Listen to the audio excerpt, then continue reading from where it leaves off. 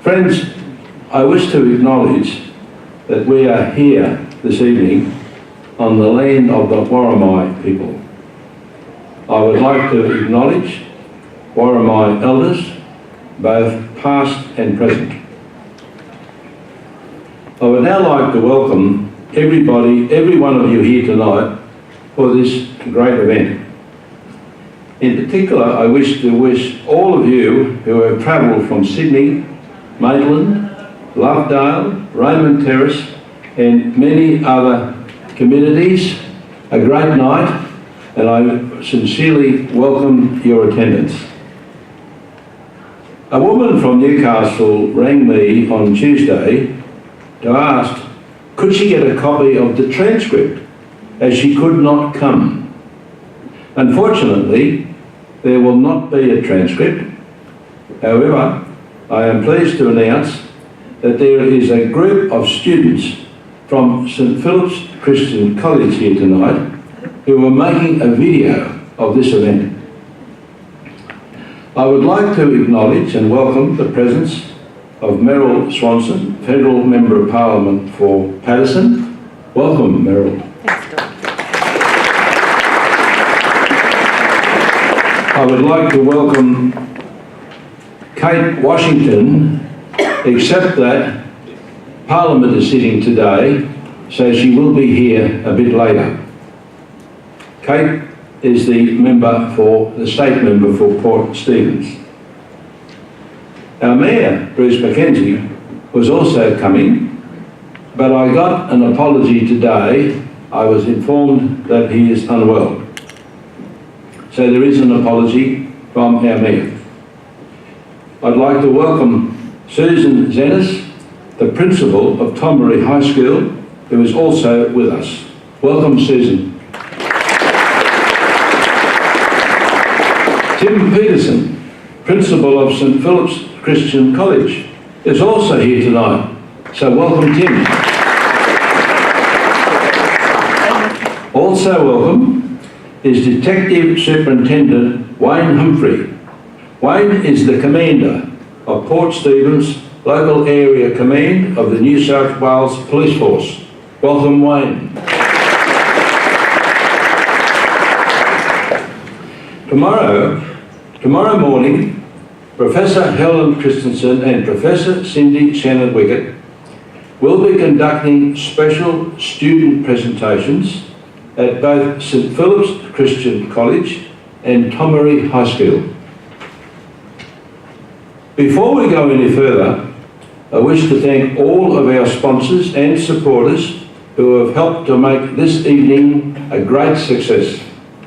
In particular, I wish to thank West Nelson Bay Diggers Club and Functions Coordinator Jonathan Fitzsimmons.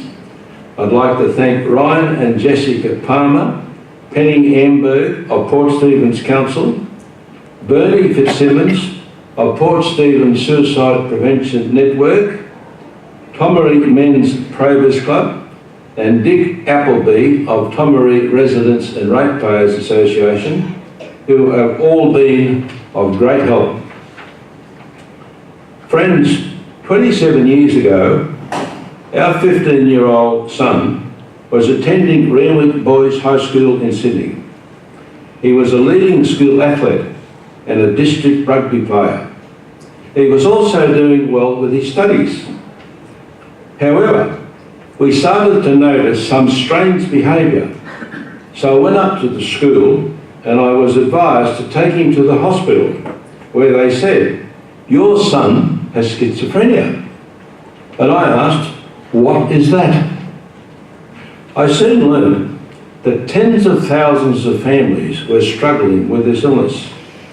I learned that the doctors had no idea what caused the illness and had no idea how to cure it. I also learned that the medications only provided limited relief while causing serious side effects. Finally, I learned that there was hardly any research taking place. This caused me to utilise my position as a senior union official to develop a campaign to establish a research institute with a mission to find the means to prevent and cure schizophrenia. This led to the establishment of the Schizophrenia Research Institute of Australia, which is now part of Neuroscience Research Australia. So friends, I have put my faith in our scientists to come up with the answers. And we need answers, because according to a recent newspaper article, Australia is in the middle of a national suicide emergency with deaths at a 10-year high.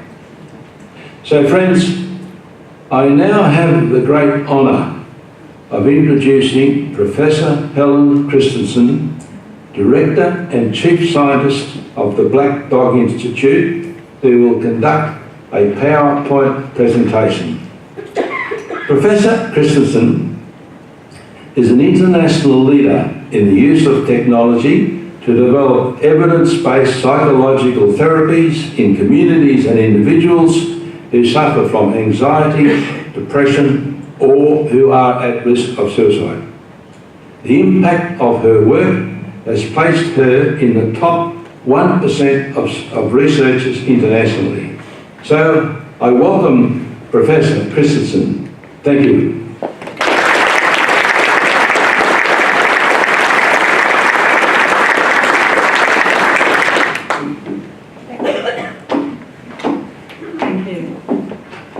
Well, thank you very much. It's wonderful to be here in Port Stephens area and to see so many people who've come here to listen to this talk about this important, very important topic.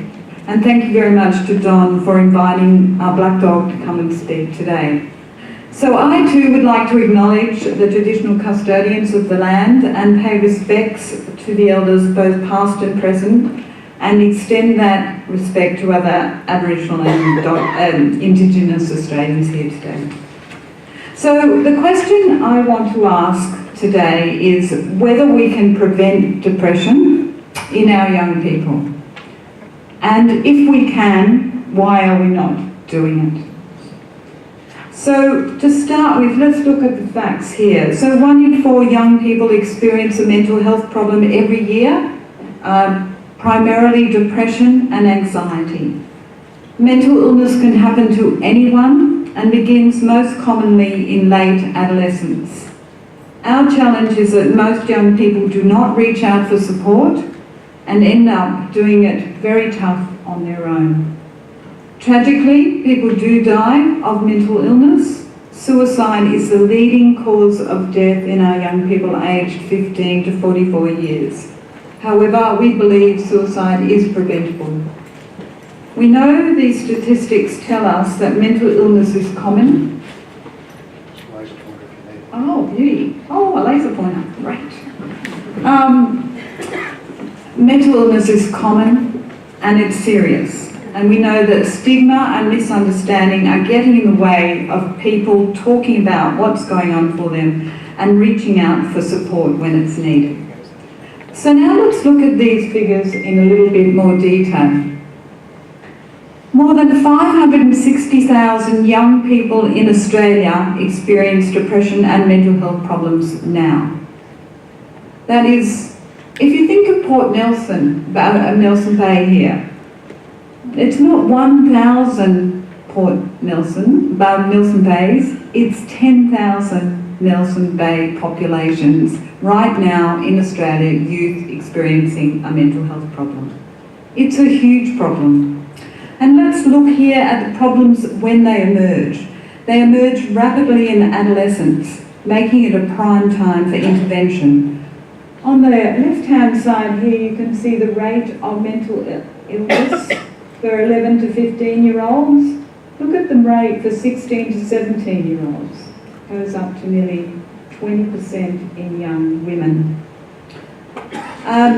When you think about what mental illness does, these are statistics that show for a young person with depression, they will lose 20 days of school a year. 20 days of school will make a difference to their academic outcomes.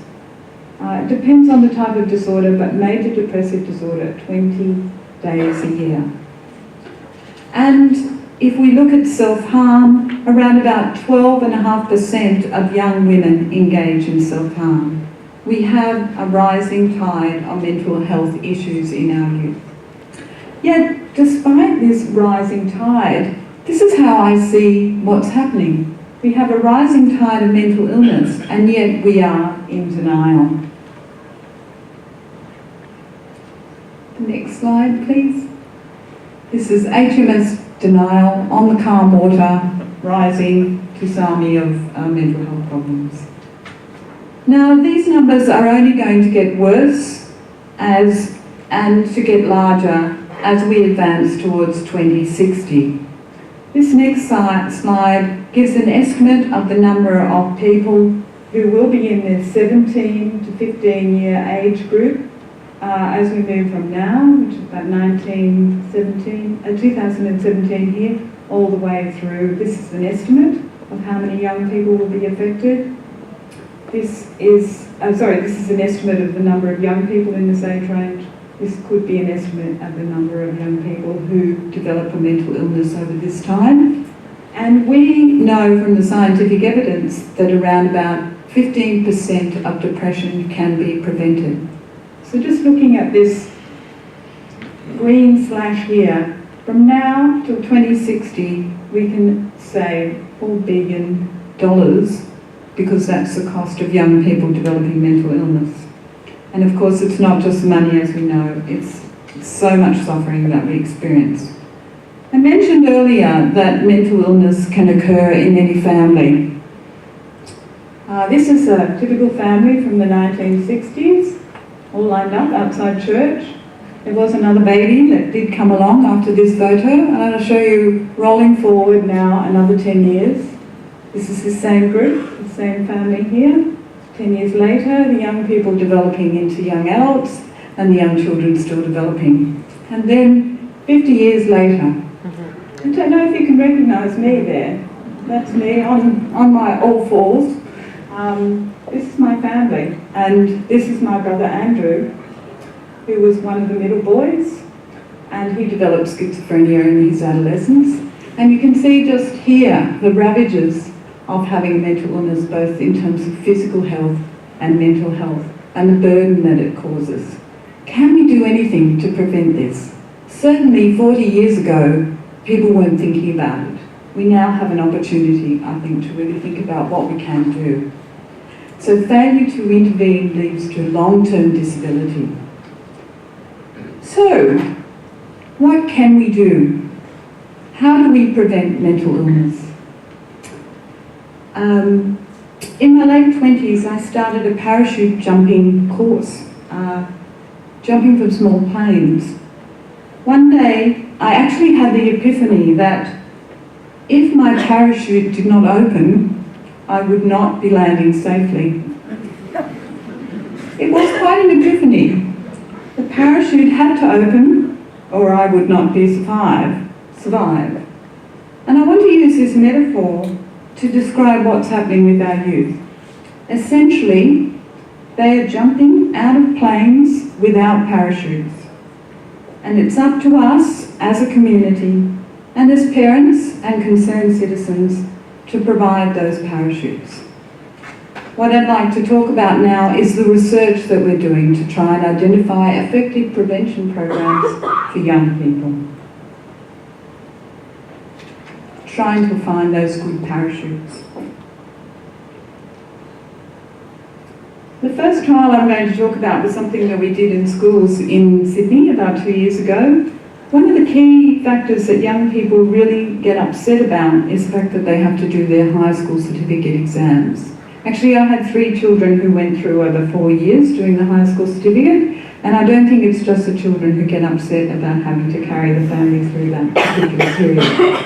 So we actually asked the question, what is it? What can we actually do to prevent young people from getting stressed out prior to their high school certificate exams? And we did an experiment. For half the schools, we provided them with an online, automated, computerized game called Sparks R, which looks like this. You choose an avatar, and you become one of these people and you play a game in an environment that actually teaches you how to teach yourself how to think in a way that's going to prevent you from developing depression. We had the other half of the schools not do this program. And I'll just show you in the next slide a few of the screenshots showing you what it looks like when you're playing this game. So it's like a normal computer game that kids play, but it actually teaches them about cognitive behaviour therapy. And these were the findings we found at the end of 12 months. So here at the, I'm not sure if this is at the beginning of the study. This is at the beginning of the study. We had the two schools, we had more than two schools, we had two groups. The blue group is the group that got the Sparks program, and the orange group is a group that didn't get the Sparks program. This is when the kids sat their high school certificate here, this particular point. So we measured them 3 times during the year. And as you can see, those kids who did this particular game had reduced levels of stress and anxiety and depression 6 months into the year and when they actually sat their exam. We also tried to look at whether they improved, had higher scores for entering university. What do you think the results were? Those kids who did this program actually got higher ATARs and entry into the university, which just makes sense because if you have depression and anxiety, you're less likely to perform as well. So that was the first study that we did, which actually illustrates in quite a simple way, a simple 6-week program within the curriculum will actually reduce the levels of anxiety in young people prior to the high school certificate. We went on to look at a number of other parachutes or programs that might protect our kids. The first one is one called Shut Eye, which is a program that teaches people how to improve their insomnia. We compared about 500 people who did this program to 5 people who didn't do the program. It was completely online, no clinicians, self-help program, and we found at the end of 18 months, those who did the insomnia program had significantly less depression and anxiety than those who didn't. Finally, we have a program that we've recently introduced called iBobbly, which is designed for young Indigenous Australians. It's all done through an app. Person logs on. We tested this in Broome. We did a randomised controlled trial, and we found that the young Indigenous people who did this particular app learned something called acceptance commitment therapy. Compared to the control group, they had lower depression and distress. So I guess there are 3 particular interventions that we've shown through rigorous trials can actually prevent levels of depression and anxiety that affect our kids. So, can we prevent depression? Yes, we can. So, one of the great developments in the last 8 years has been the smartphone. Steve Jobs launched the smartphone back in 2008. He had this slab of plastic holding it up, size of a Kit Kat, and he said, this will change everything. He was absolutely right. There are now 7 billion smartphones around the world. That's more than the number of people, or close to the number of people in the world. And what we want to do in our next level of programs is to actually use the phone to both detect whether young people are at risk and deliver in real time, when they need it, programs that will help them. So I just want to think about what we're going to be doing in 5 years' time from now. We're going to have kids log on. Can you see that? That's my joke. That's the one joke, so yeah, log in. We're going to be able to collect different signals from kids' mobile phones, catch them in this net, send that back to our, if you like, machines. What's called, basically we'll develop algorithms that will really indicate when the kids are stressed or not. They're individual personalised algorithm. They get delivered CBT, just like a pizza, through their phone. We take the data from the phone and use it to develop ways in which we can understand the causes of mental illness. At the moment, we don't understand very much about the causes of mental illness. The smartphone knows everything pretty much about what people are doing. We're going to look at those signals and see what it is, if we can determine what are the factors that will lead to changes in emotional regulation. So we'll do the analysis, like the scientist there. We'll provide average or aggregated data to the school. We'll also provide alerts to the school counsellors and the principals if there are kids who are struggling, so that they get that information in an automated way, and with permission, I have to say, of the parents and the kids.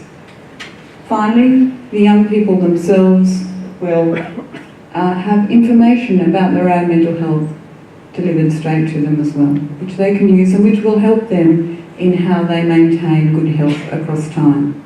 I love this bit. This is a bit about how we're going to go and tell all the parliamentarians all about what we're doing here. So I'm so glad you're here. It's excellent.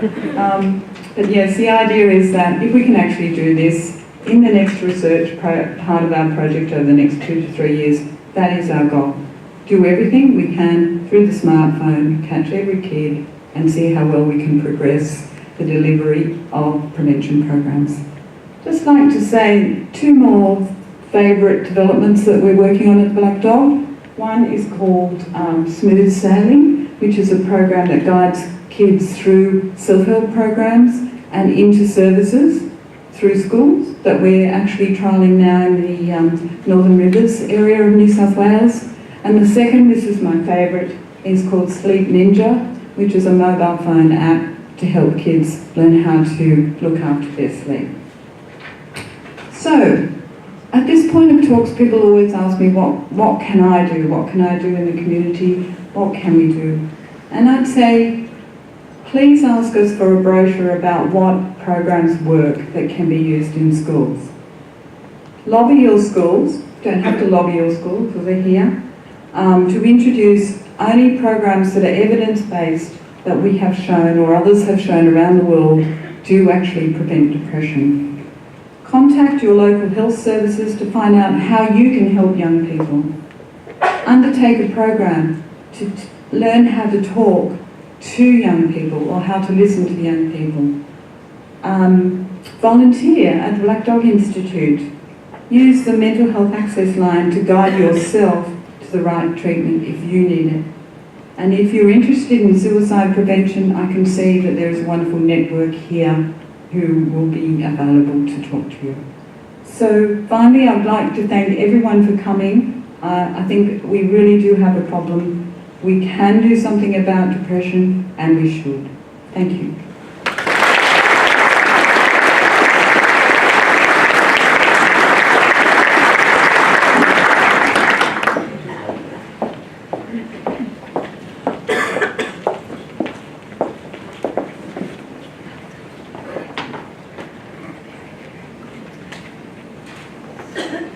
Thank you, Professor Helen Christensen, Chief Scientist and Director of the Black Dog Institute.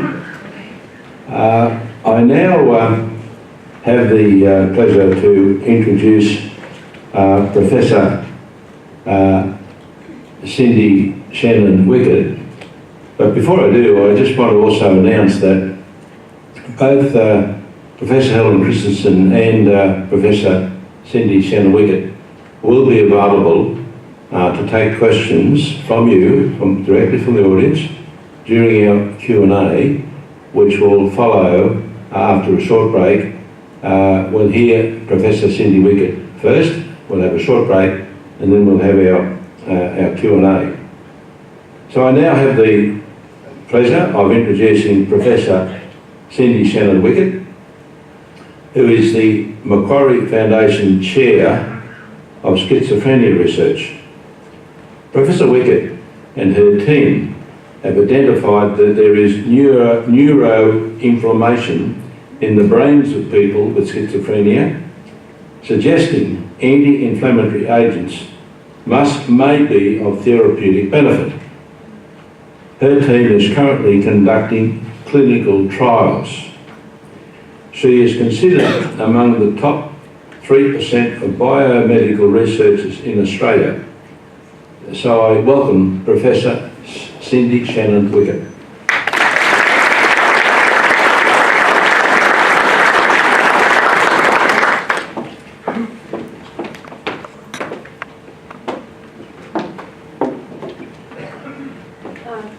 Thank you very much, Don, for inviting me. He actually is the reason that I'm here in Australia. As you can tell, I don't have an Australian accent. I'm from New York. I grew up in upstate New York and was working at the NIH in Washington, D.C. when I got an email saying that Sydney, Australia was looking for a chair of schizophrenia research, in particular one that worked on the biology of the disease. And I saw the Opera House, and I saw a kangaroo, and I thought, will I make it on the flight all the way to Australia? Because it seemed like such a long way away. And when I read more about the job and said that it was looking at neurodevelopmental focus, it seemed like my dream job. And I've been here for 11 years now, and I was recruited here to focus on schizophrenia as a developmental disorder. But what I found in doing research here is that, in fact, schizophrenia has a neuroinflammatory component. So I'm really interested in trying to figure out the cause of schizophrenia, and not unlike Don and not unlike Helen, I'm here because I had a twin brother who suffered from schizophrenia, and 30 years ago he got the diagnosis, and I said, what's that? Just like Don. And then I found out that he was being treated with drugs that made him feel like he was being poisoned, and that he could have this diagnosis for the rest of his life, and that he wasn't going to get better anytime soon. So I thought, this is not acceptable. I need to figure out what's happening in his brain at the biological basis so that we can come up with better treatments to help him get better. And I've been on this mission now for over 30 years. But tonight I'm going to tell you about a new breakthrough. I think, how do I forward this slide? Is this, yeah. And I'm going to start with the story of Susanna Cahalan. She was a writer for New York Post, and she was about 22 years of age when she started having paranoia about bed bugs. Then she had some epilepsy in the night. Then she had out-of-body experiences. Then she started seeing pictures melting away, and her family said, there's something wrong with Susanna. Brought her in to see a psychiatrist, where she was diagnosed with schizophrenia or bipolar, and was put on antipsychotics straight away. Those didn't work in her case. And she progressed, her illness got worse. She got disorganized, she didn't show up to work, she got confused, and she started actually having more and more seizures and having paralysis, in fact.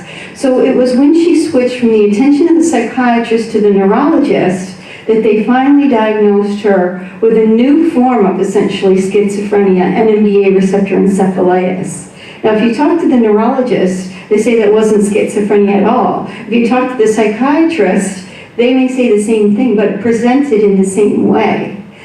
And my point here is that some people have a milder form of encephalitis that can look like schizophrenia, or they have a form of encephalitis that waxes and wanes, or they have other alterations in their immune system that then starts triggering events in the brain, can cause damage to the brain that can bring about schizophrenia.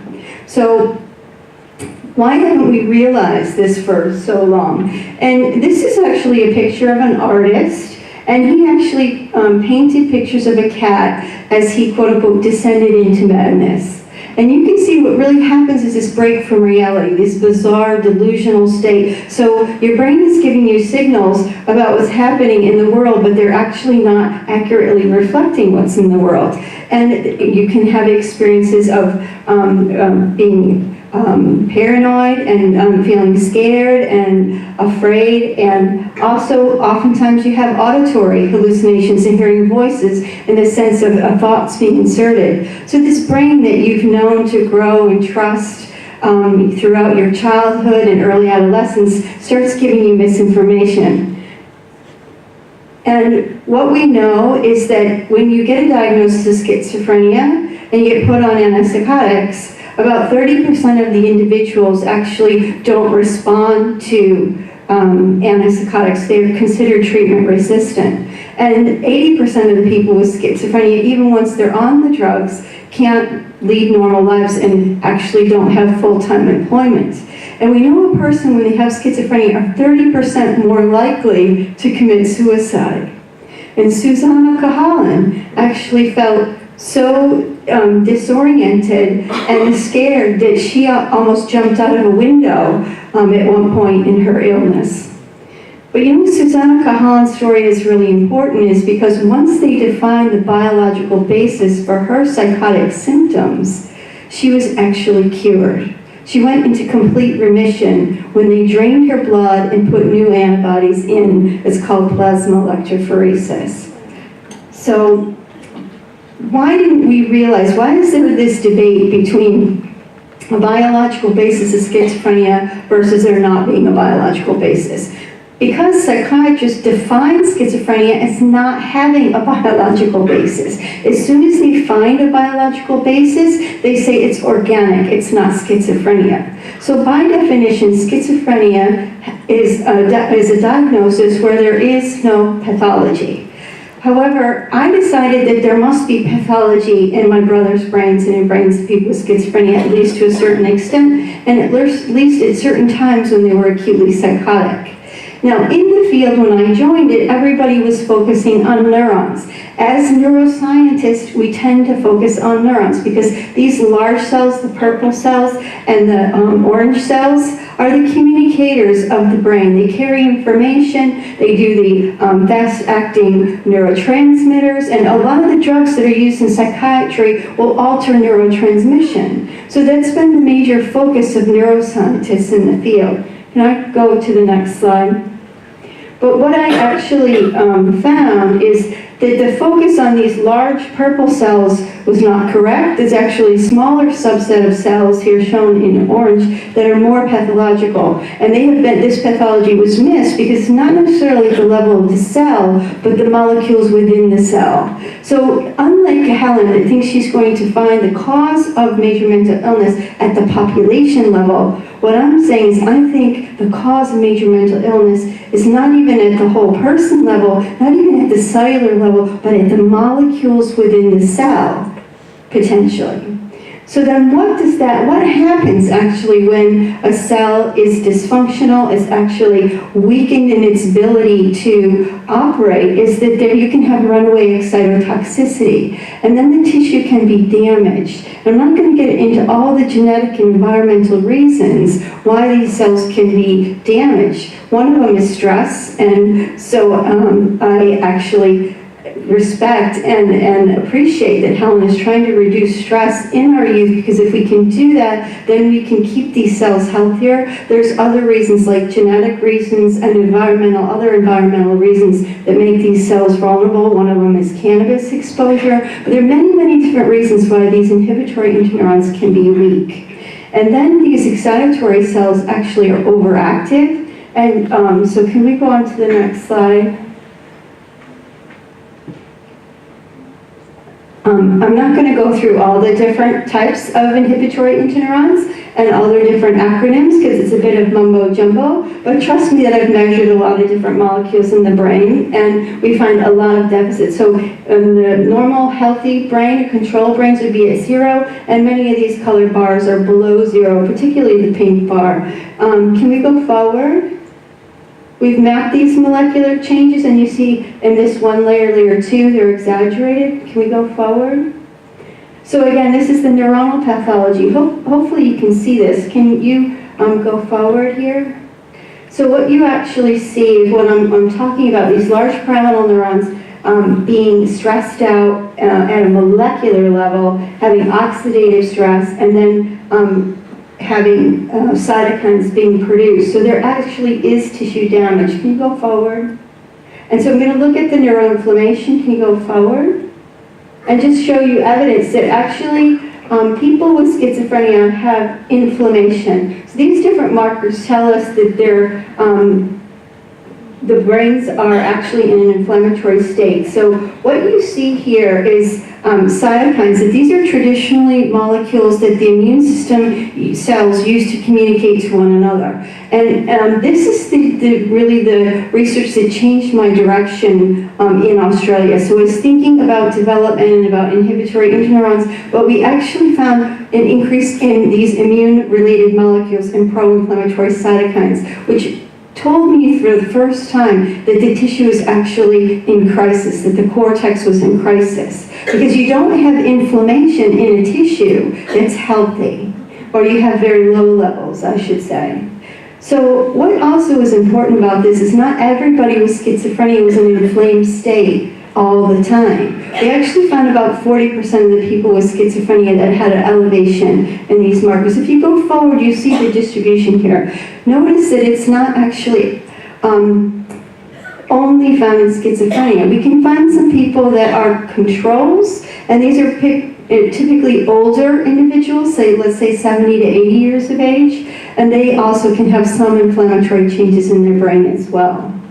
So we have about 40% of the people with schizophrenia that have inflammation. Now, when I went to college, I was taught that the brain was immune privileged.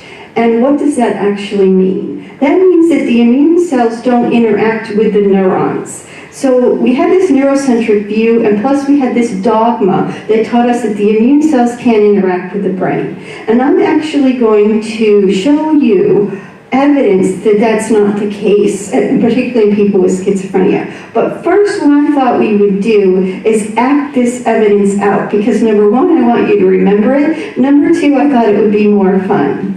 So what I'm going to ask you guys to do is to help me teach you something about the way the brain and the immune system interact. Okay? So I need about 15 volunteers to come up. Please.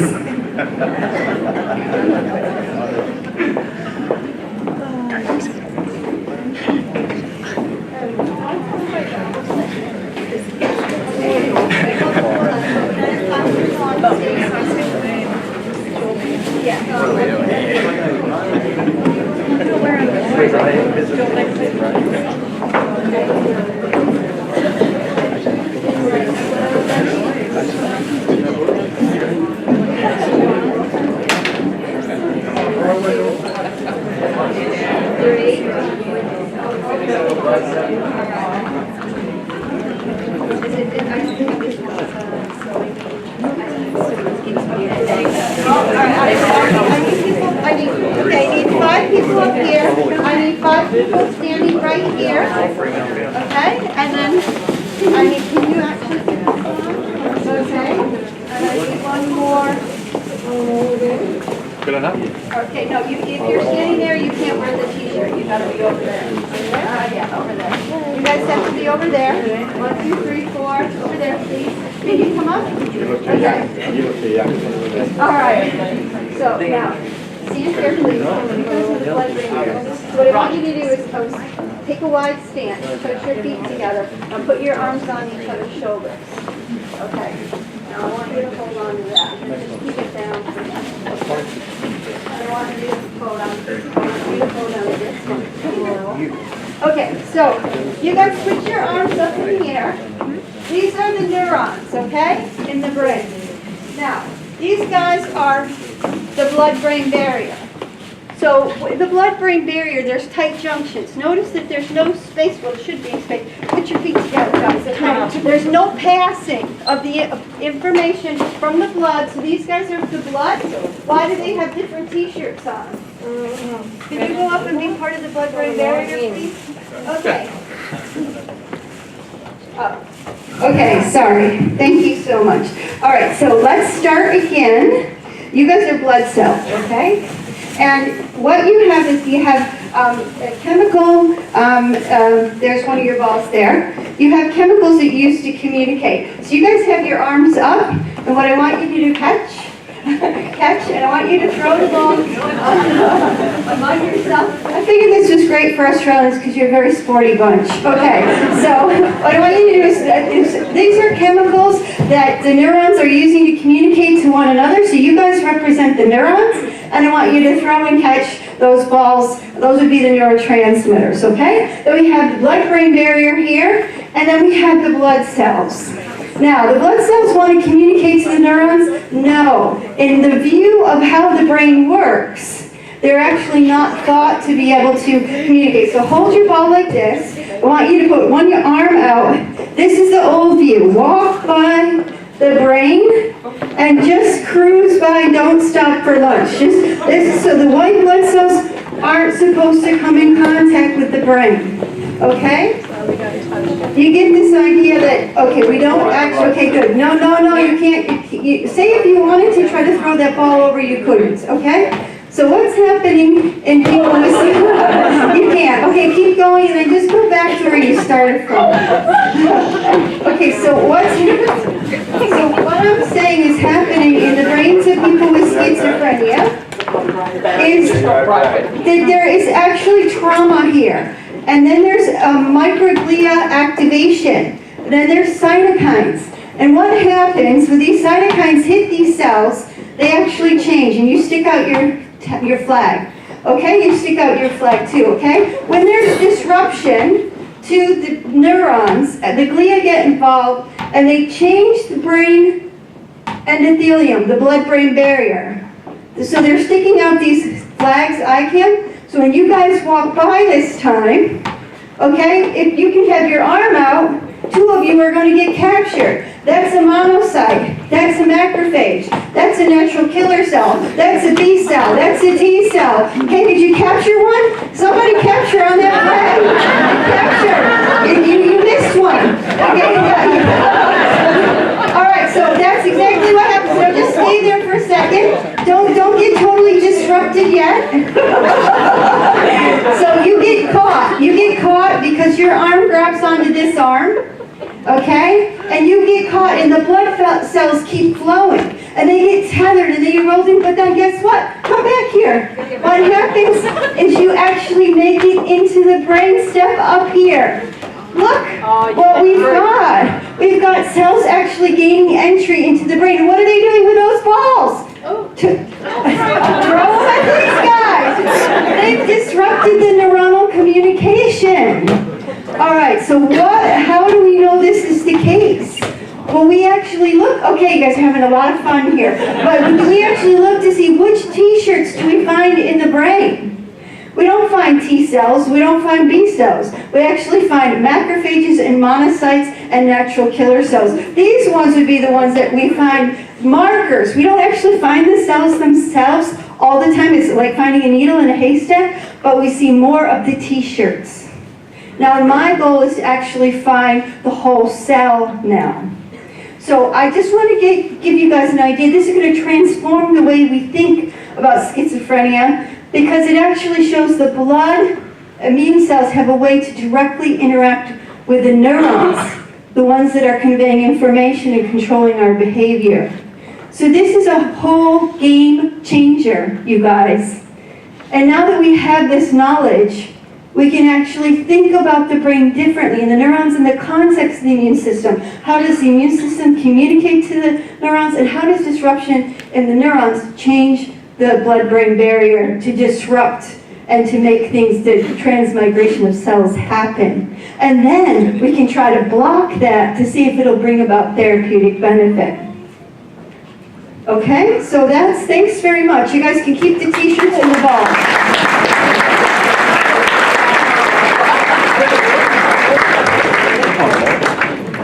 All right, so I'm just going to maybe finish with my presentation now, just briefly. And I just flip through. Can the slides come back on? You guys were great, by the way. Thank you. So one of the things that we're trying, you know how each of the cells is carrying a ball? Those would be the communicators of the immune cells, so they would be like cytokines. and they can actually be damaging to tissue. So we're using a therapy that blocks those balls. Essentially, I'm using the analogy, it blocks the cytokines in people with schizophrenia to see if it'll bring about therapeutic benefit. But I have a new image. I don't know, can we go forward? Forward, forward, forward.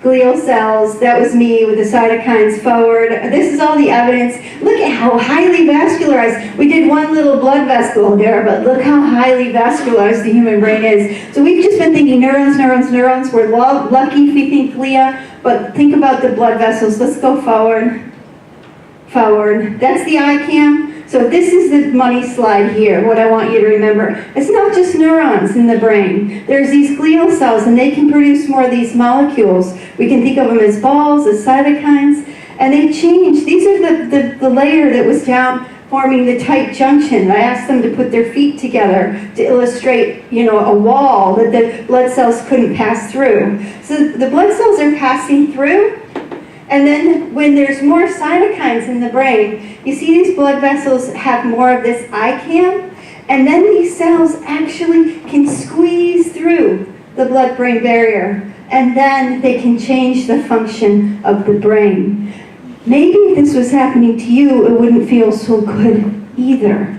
Now, one of the problems we have is some of these cells may be friendly cells, and some of these cells may be harmful cells. And so we don't really know which cells we want to allow in there, because some of them can dampen down inflammation, and some of them, these cells can exaggerate inflammation. But it's a very, very exciting time in neuroscience and in schizophrenia research to go beyond the neurons and think about the glia, the blood endothelial cells, the blood-brain barrier, and the blood cells themselves as being protagonists in this disease.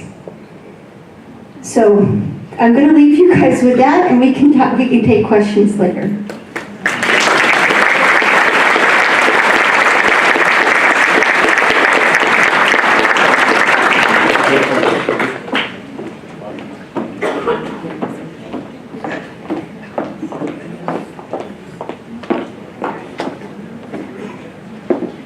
Well, aren't our scientists wonderful?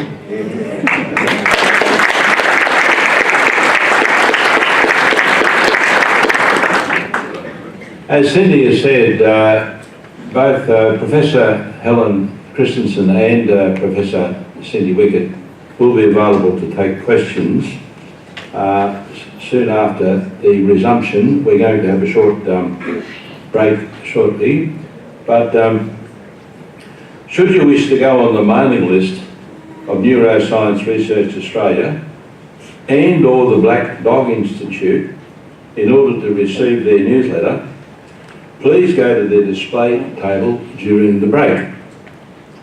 You are also welcome to make a donation towards the research of NeuRA and or the Black Dog Institute or any of the other groups who have display tables. So that, ladies and gentlemen, we are a little bit ahead of schedule. We were seeking to keep the break short, but perhaps we might have a 10-minute break, and then we will resume with our Q&A with moderator Craig Hamilton. Thank you.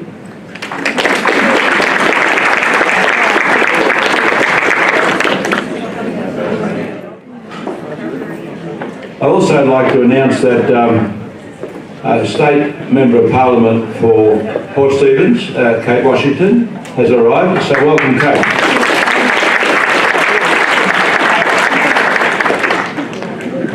I now have the pleasure to introduce tonight's Q&A moderator, Craig Hamilton.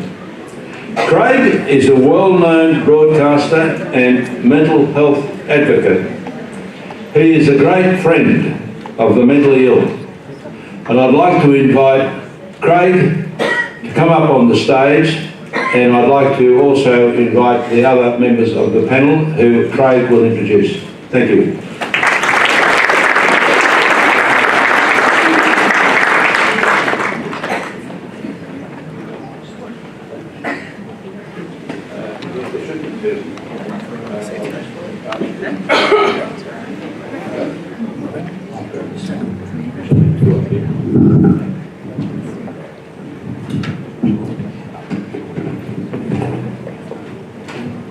Ladies and gentlemen, first of all, I'd like to say it's a great privilege to be here tonight. It's a wonderful turnout.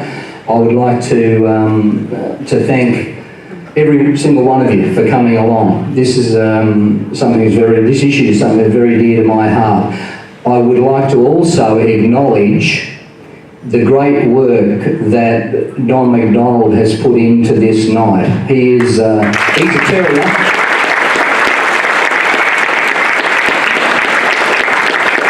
Don is one of these blokes I've only known for a short amount of time, but knows not a word in his vocabulary. He wants to make things happen. He's very passionate about the issue, and this night would not have happened. I can guarantee you, this night in Nelson Bay this evening would not have happened without Don McDonald. So you owe him a great debt. As Don said, we have a great panel of experts here tonight. Some of you have met tonight, some of you will meet in a moment, and some of you will already know that come from this area. And the way this panel's going to work tonight is I'm going to ask the panel a number of questions, and then we will throw the questions to you in the audience. There'll be a number of microphones available, and that's how it will work. You just have to put your hand up and pose a question to anyone you like who's on the panel tonight. We've already met Professor Helen Christensen, Director of the Black Dog Institute, Professor of Mental Health, University of New South Wales in Australia, who continues to do wonderful work and will continue to push the cause for the better treatment of mental illness in the community. Please welcome back to the stage Helen Christensen.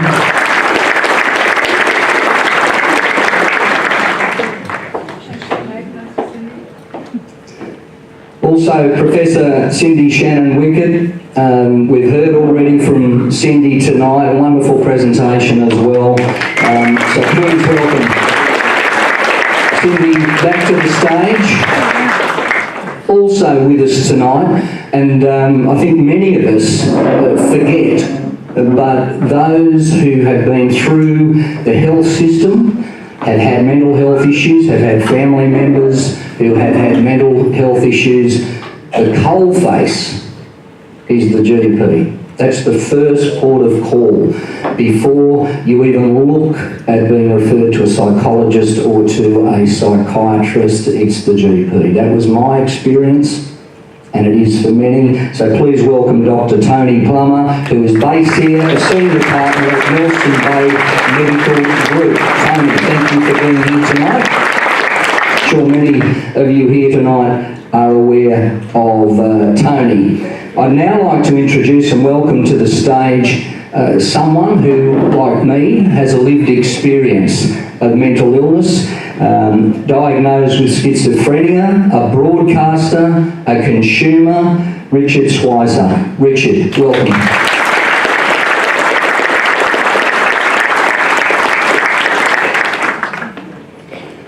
Lee Philpott is here tonight, a social worker with 10 years experience working in rural and remote mental health whilst working within Hunter, New England local health district. He's taken on a number of senior leadership roles, being recognised at the local and state level for innovation and success in leading positive change for rural and remote communities. Please welcome Lee to our panel. And Charmaine Foster, often as well forgotten, but a key role in any community when it comes to looking after people who are struggling and battling away, often without much support in the mental health area. Charmaine Foster, mental health nurse, Tomaree Clinic here in the region. A warm welcome to all of you. And just check there on the panel, do we have a microphone up here? Do we have another handheld mic anywhere? We should have one at least. It's on its way. And as that microphone is arising, my story is pretty well known. I want to just make one or two comments before we get to the panel. I was diagnosed with bipolar 1 disorder in 2000, year 2000. That's 17 years ago. I was 37 years of age. I didn't see it coming. My family didn't see it coming. And it turned our world upside down. And I don't say my world upside down, it turned our world upside down. It affected every single part of our lives, from our family unit to our extended family, to my mother, my father, my brother, my sister, our friends, my work.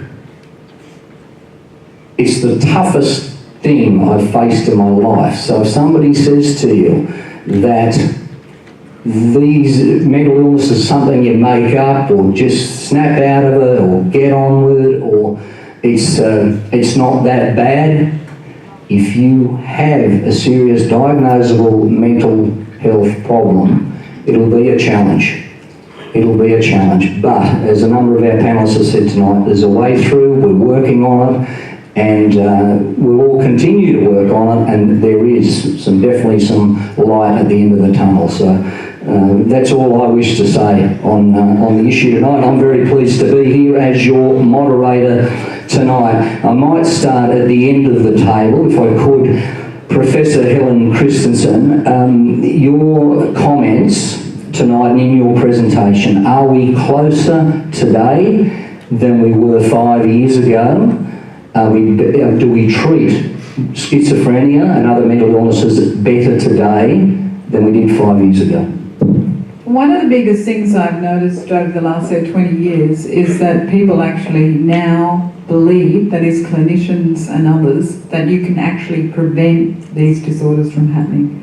Prior to that, and even as recently as 5 years, our actual research community and our clinicians were less of the view that you could actually prevent these things from happening. So I think that has been a huge change in attitudes towards mental illness. And we are certainly closer at being able to prevent mental illness. We can do it now, and I think we should be doing more of it.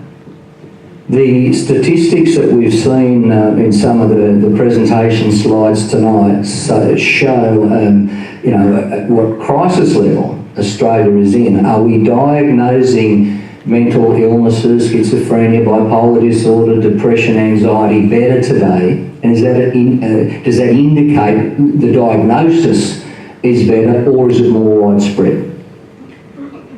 Certainly the evidence is that the prevalence of mental illness is the same as it has been in the last 20 years. If you ask representative population samples, we don't have more mental illness now. We have about the same rate of mental illness as other countries. It's actually a reality that there is this much level of mental illness across the world. What's happened, I think, is that there's a change in people coming forward, and that's a really good thing. So we're leading to more people being diagnosed and identified as having a mental health problem.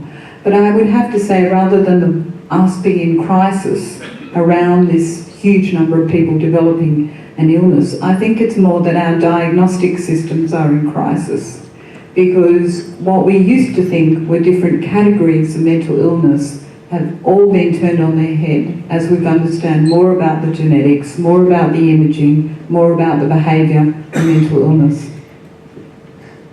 Now, a question for Professor Cyndi Shannon Weickert. Cyndi, your presentation was illuminating as well. I found it fascinating, some of the information you have, and also your motivation for getting into this area. The suicidality, I mean, this is something we don't talk about in the community, even though the figures are, there is more suicides in Australia than deaths on the road. And it's still a conversation we find hard to have. Do you have a view on why that is? What is your understanding of suicidal thinking? Okay, so can I comment, please, first on the question that you asked Helen? Because I actually have a bit of a different take. So in my perspective is very focused on schizophrenia. And I really think that not much has changed in terms of the treatment for schizophrenia, and since actually antipsychotics were first discovered in the 1950s. Every drug that's on the market today is based on a modification of D2 receptor blockers. And while we've actually been able to close down the major hospitals, like the inpatient units, the major state hospitals, and people are more out in the community because of the antipsychotics, we haven't really made very much progress since then. And I think it's because the focus in the field is wrong on fast-acting neurotransmitter systems. And it's not to say that some people with schizophrenia can't have good outcomes. We've known, when you got that diagnosis, 20% of the times people can go into complete remission. But I guess for me, it's this idea that we have to move beyond just designing drugs that work on this one receptor in the brain and really kind of expand in thinking about targeting other systems of the brain, particularly the immune system, and that's going to bring about really breakthroughs in this field, I think. We have to actually transform our thinking.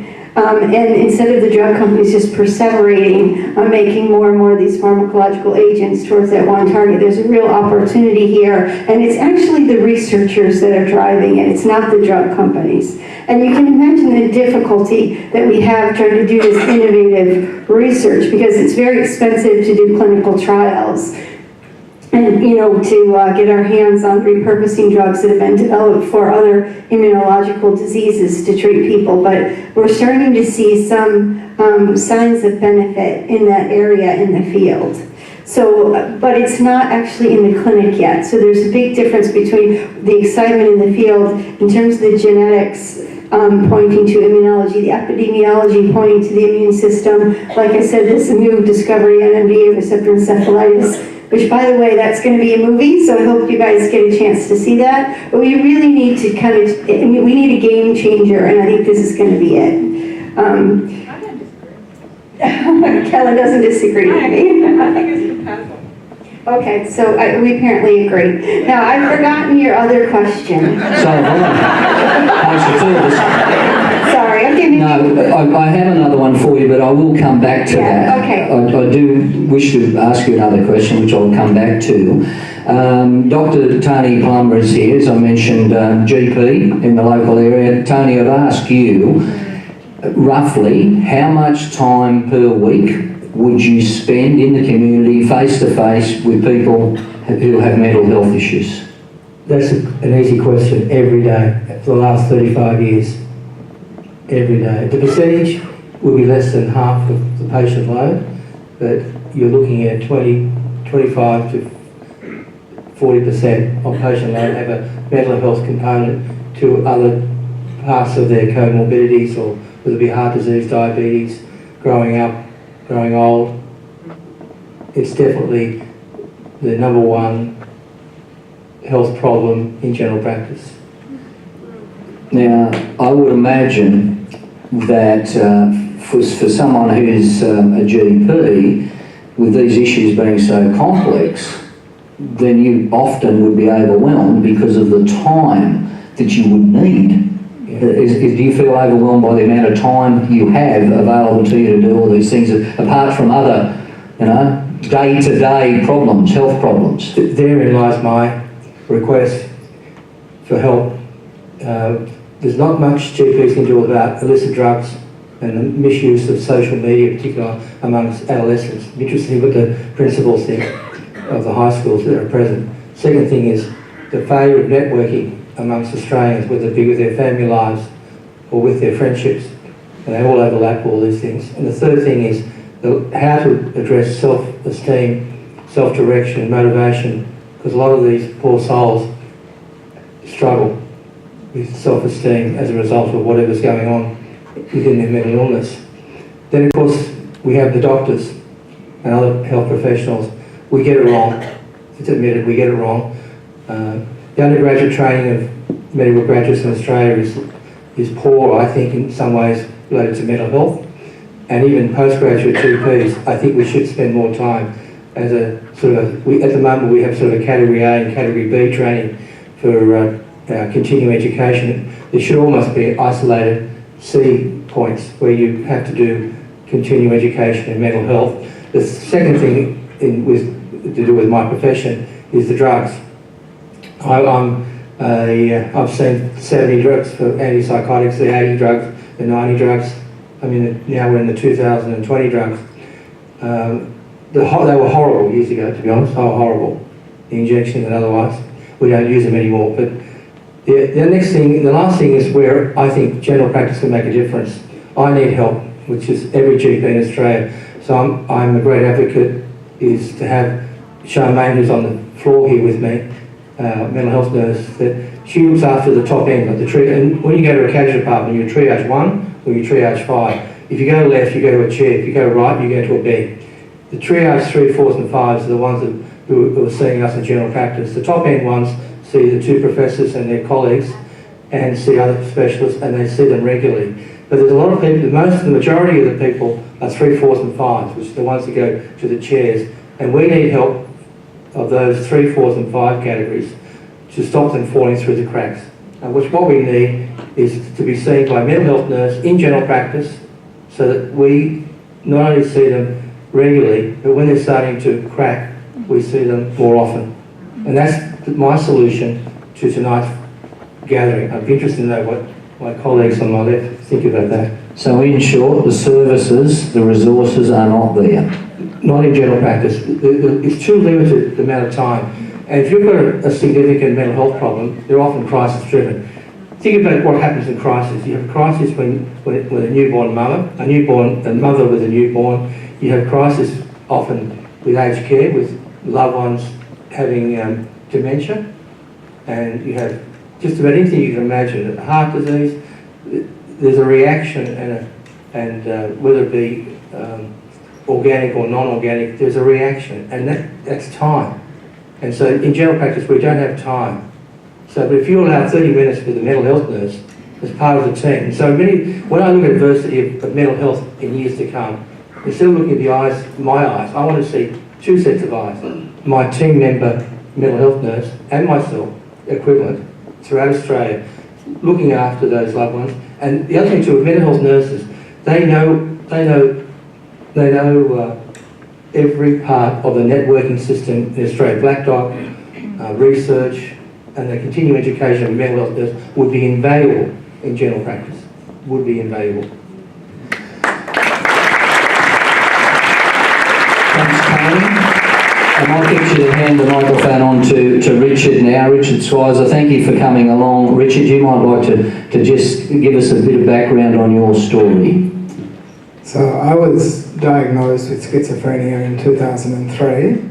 I had a number of symptoms. I had delusions of reference where I felt that there were messages on the television that were speaking to me. I imagined a voice in my head that persecuted me. I had strange and uncomfortable thoughts. And that lasted for a period of several months. I spent approximately 3 months in the Sydney Clinic in Sydney's Bronte. I took a number of antipsychotic drugs and I finally ended up on one called clopine, which is a common drug but is a very serious drug. It's one that can cause loss of white blood cell count, so I have to take a blood test every month when using it. But with that said, I'm actually doing pretty well.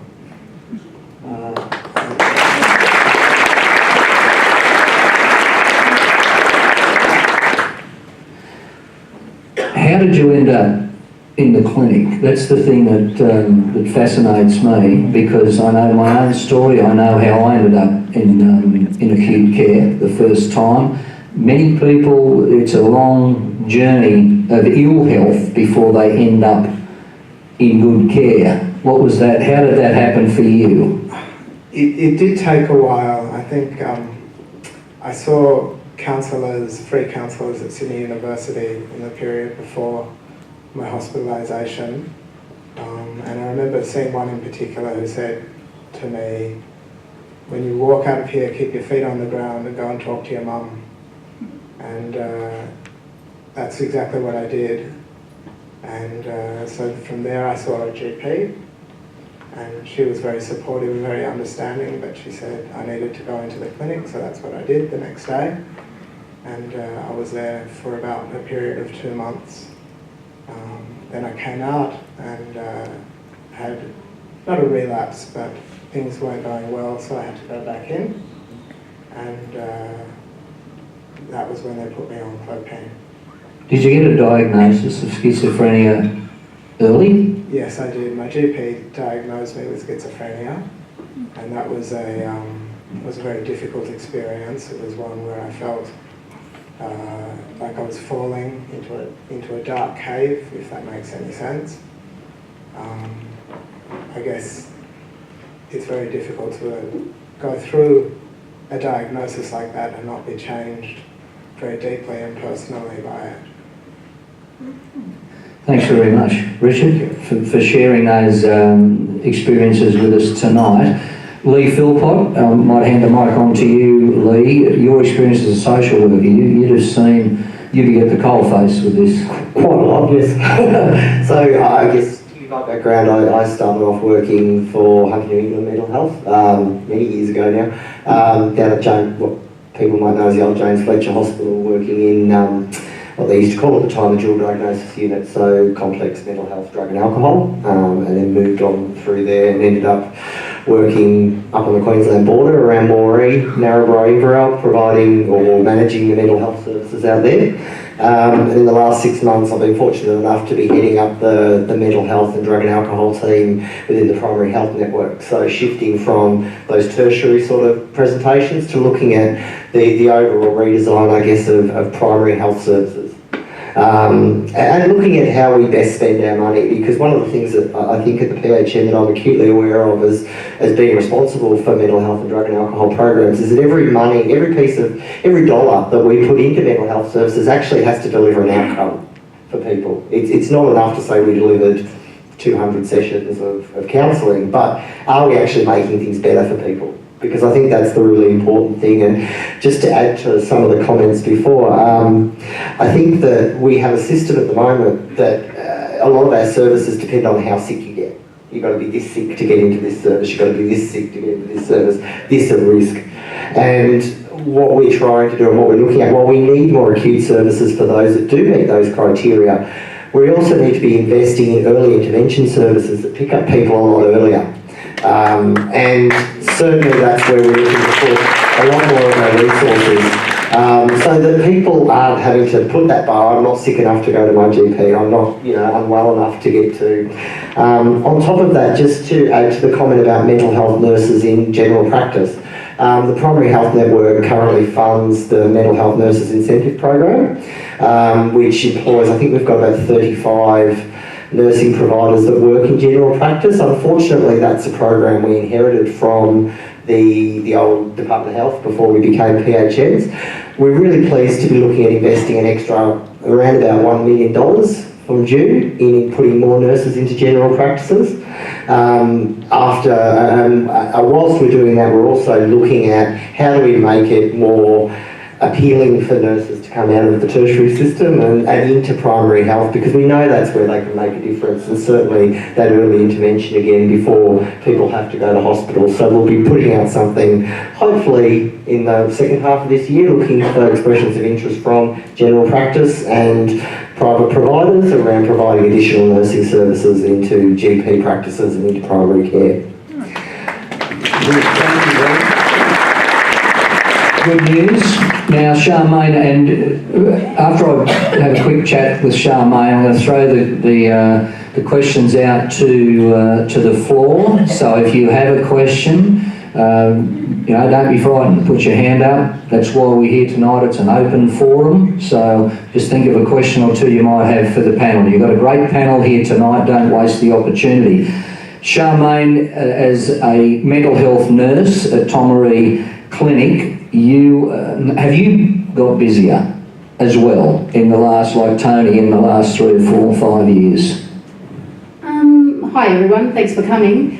I think we're as busy as we were 3 years ago or 4 years ago. I think we're seeing more of the psychosocial stresses presenting with acute distress, and I think that's increasing. So I think we're seeing the same amount of people who are acutely unwell in regard to having psychotic episodes or perhaps manic episodes, but we are seeing more people in acute distress not coping with the everyday stresses of life, so that's increased. Why is that? This fascinates me. But why are we having more people with manic episodes? Why is there more psychotic episodes, psychosis?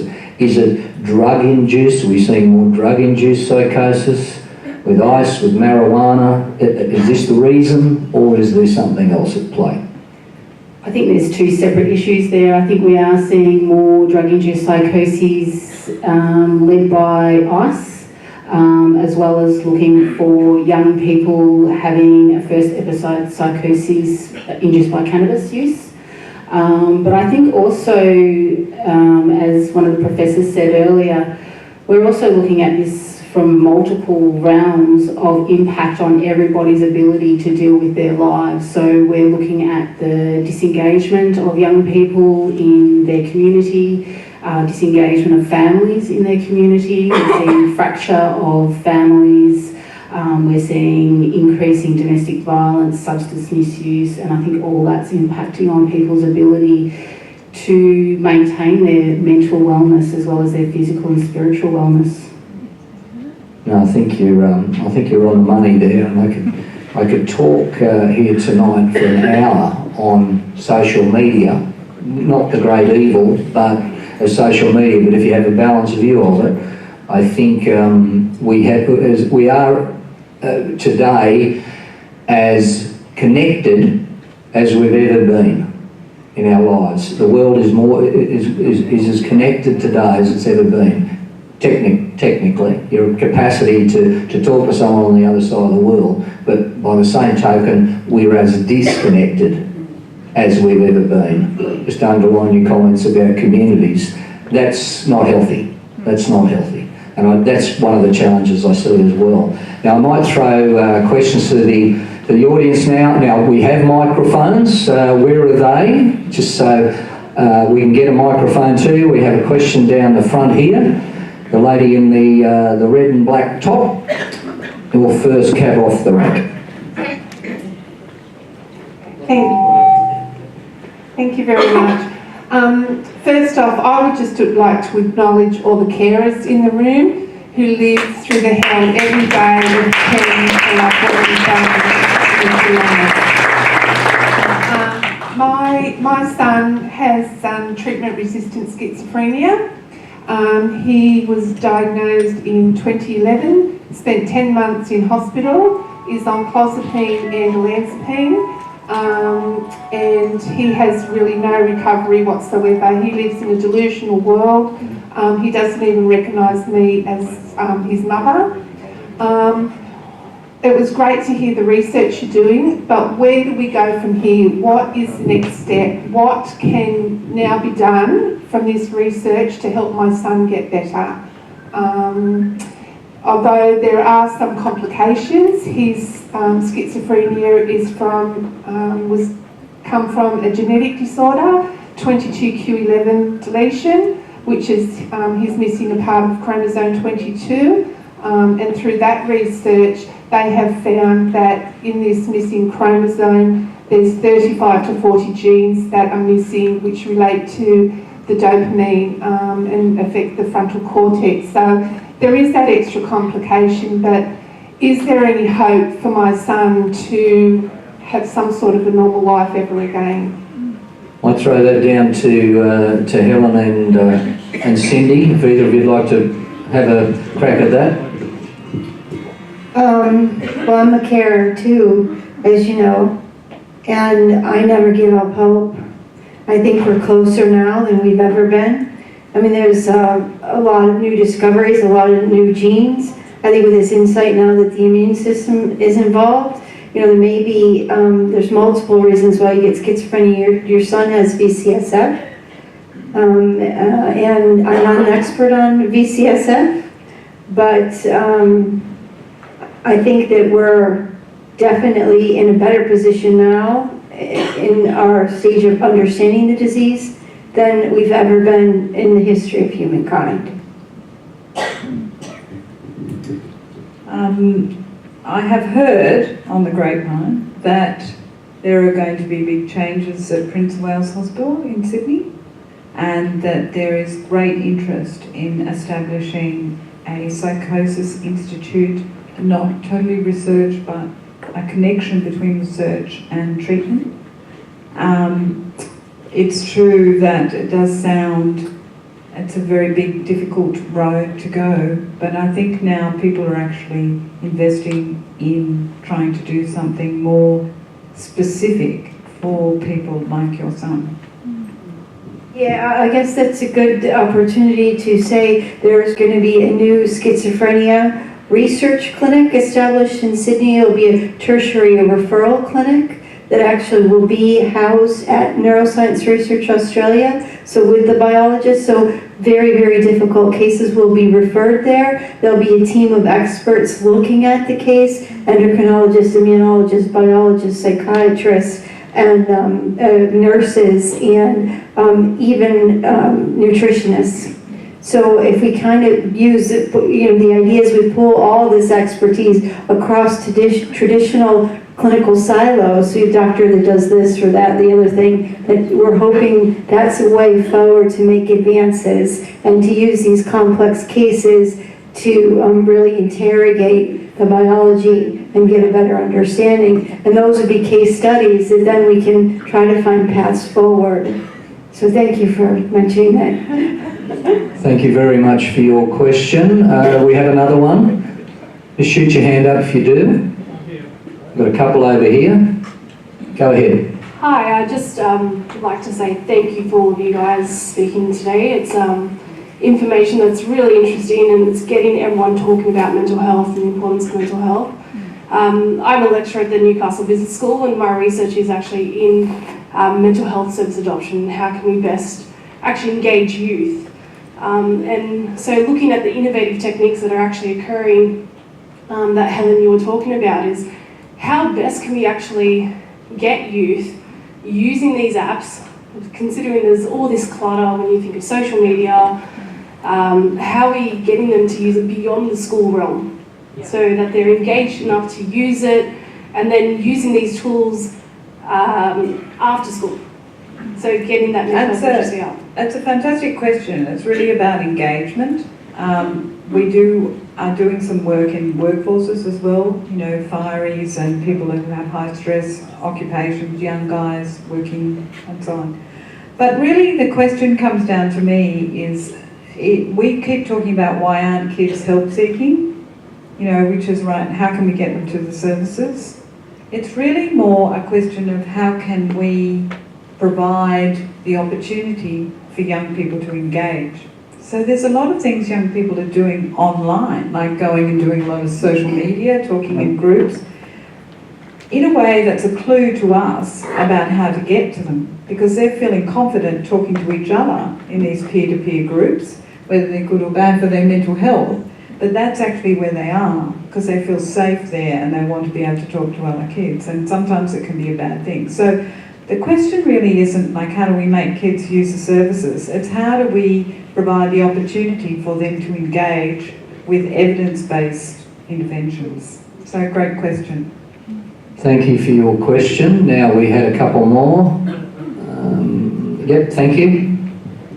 Oh, hi. My name's Stuart. I have bipolar mood disorder in remission, and I spoke to Craig at the front counter and we had a bit of a chat. I'd like to raise the issue of something called PTSD, which is post-traumatic stress disorder. And what is the role of this trauma in causing mental illness, and I'm specifically referring to domestic violence and those societal problems. And I'd like to, someone at the coalface would like to talk about that.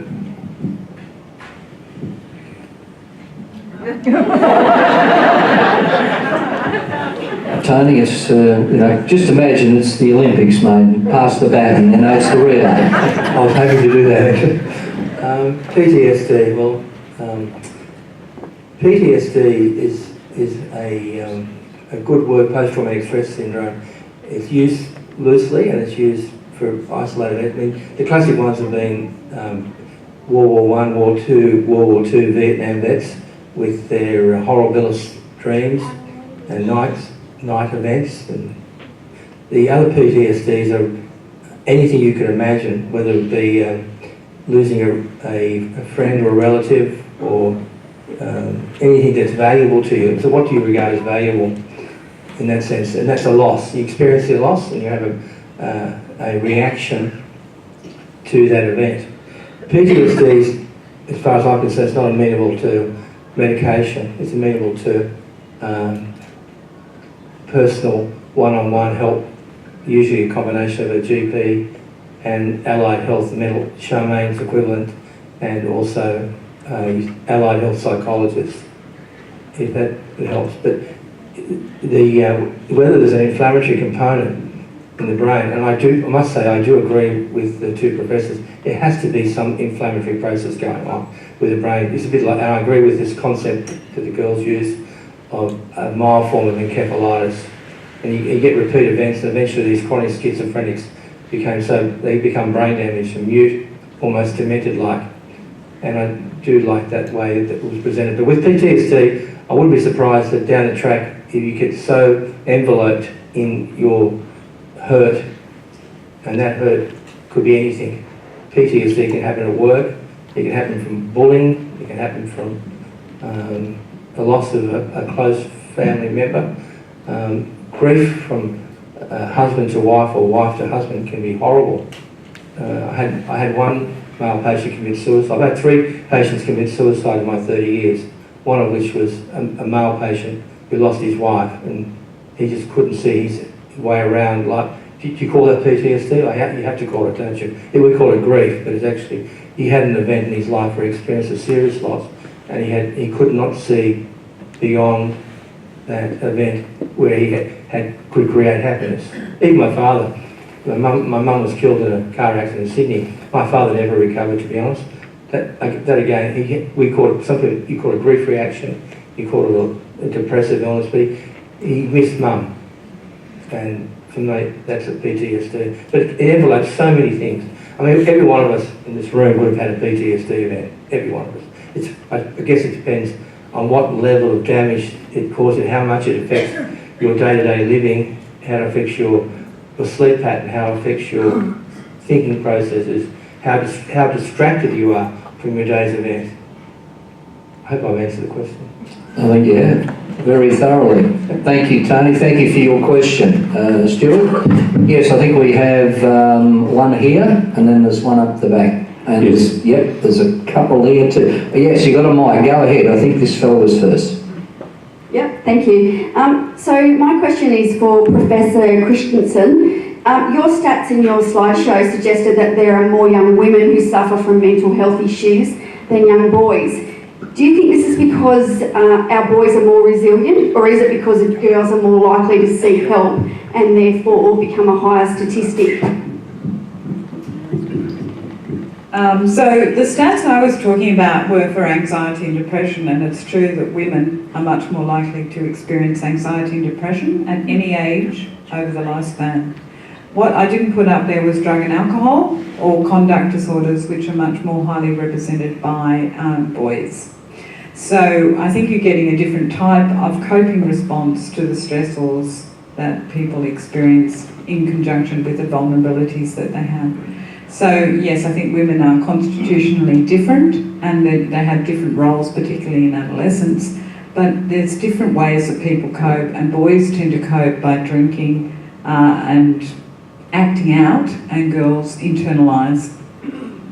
Thank you. Just the second part to my question. In my life experiences, I've known more men have committed suicide than women. I'm raising 2 young men, and neither of them, like their father, are likely to talk about any emotional issues, especially if it makes them feel uncomfortable. How do we as parents arm them with the tools to deal with, recognise or seek help if they suffer from mental health issues, depression or anxiety during their lifetime? You have some great questions, don't you? Fantastic. Yes, men are more vulnerable to suicide than women, though the rate in younger women seems to be increasing, particularly the young teenage girls. It sounds like you're a terrific mother in that you're developing your young sons to be able to express how they feel. But I think the evidence that we have and the research that we've done, we find that men who have made a suicide attempt or who have suicide ideation actually want their wives to intervene or their partners to intervene on their behalf and actually do something for them. So they personally won't do it, but in retrospect, they say that they were kind of, if you like, waiting for somebody to do it on their behalf.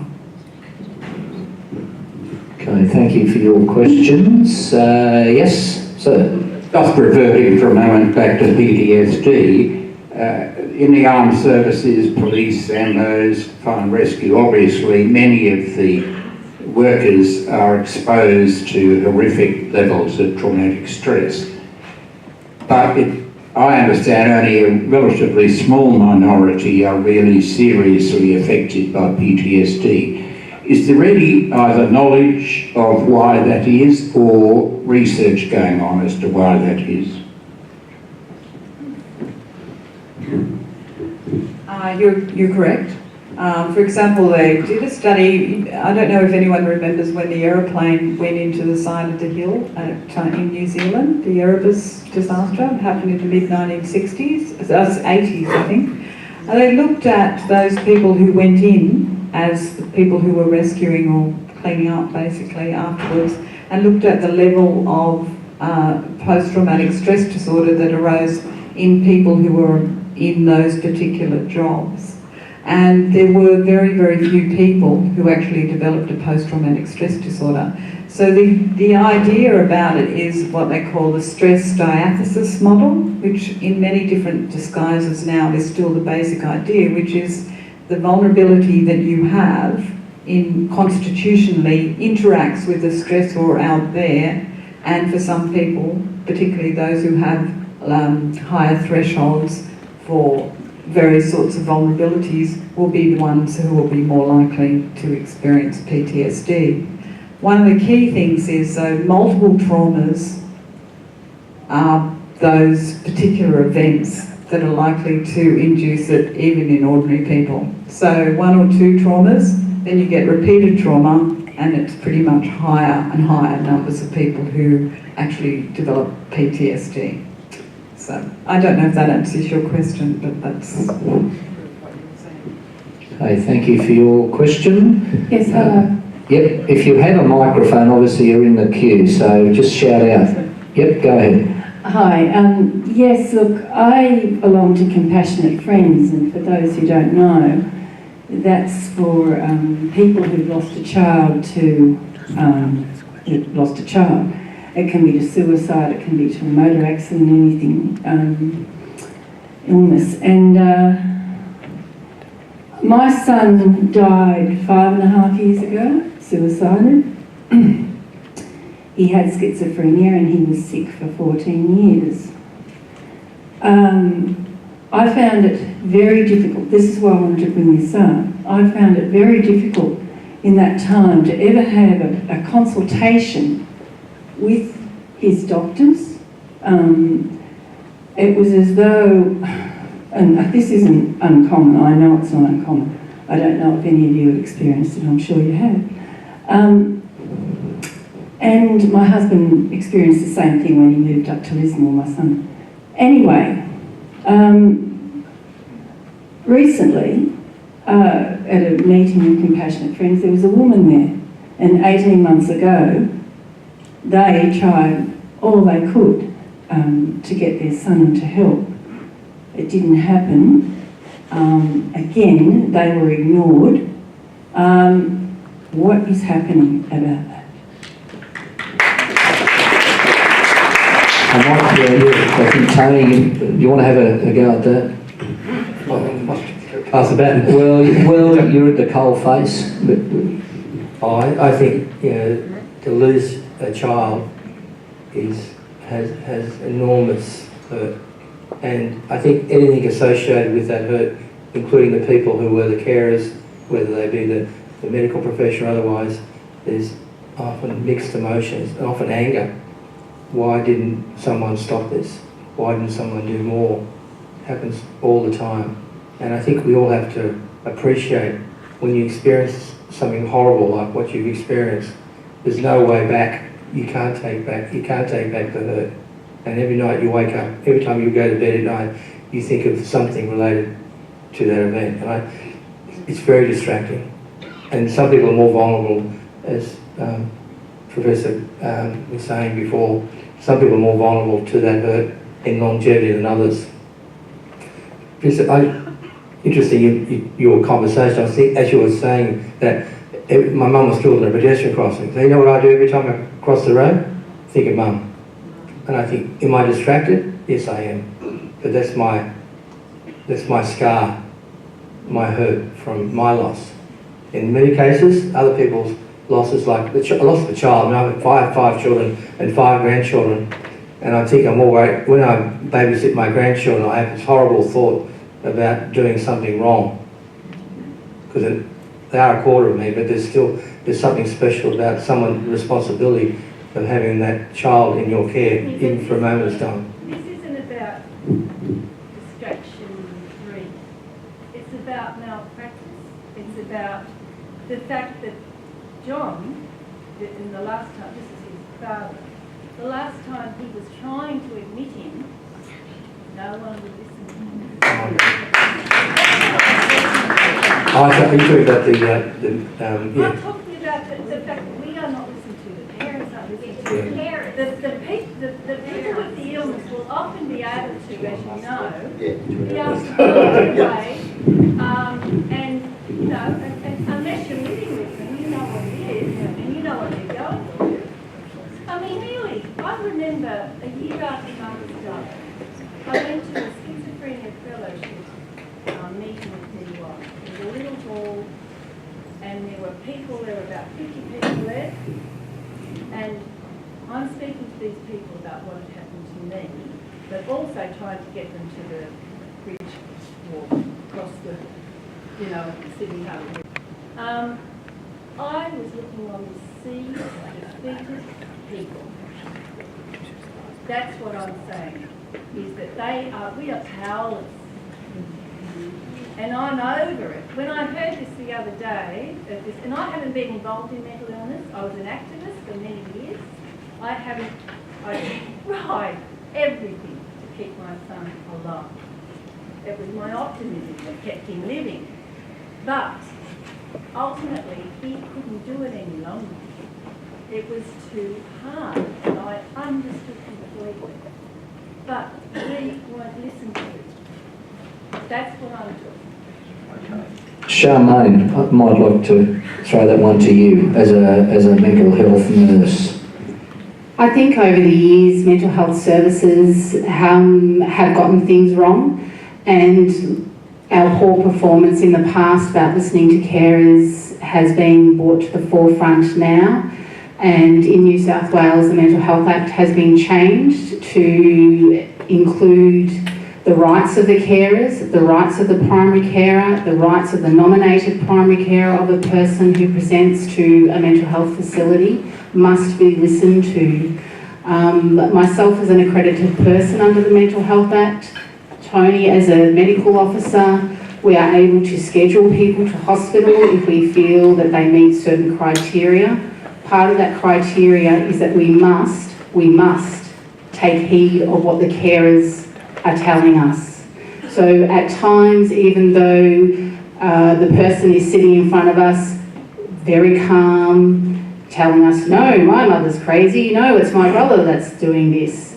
We must take into account the primary carer believes happening for that person, and we must document that. But yes, in the past, we did get it wrong. Just to comment. Yes. Sorry, sure.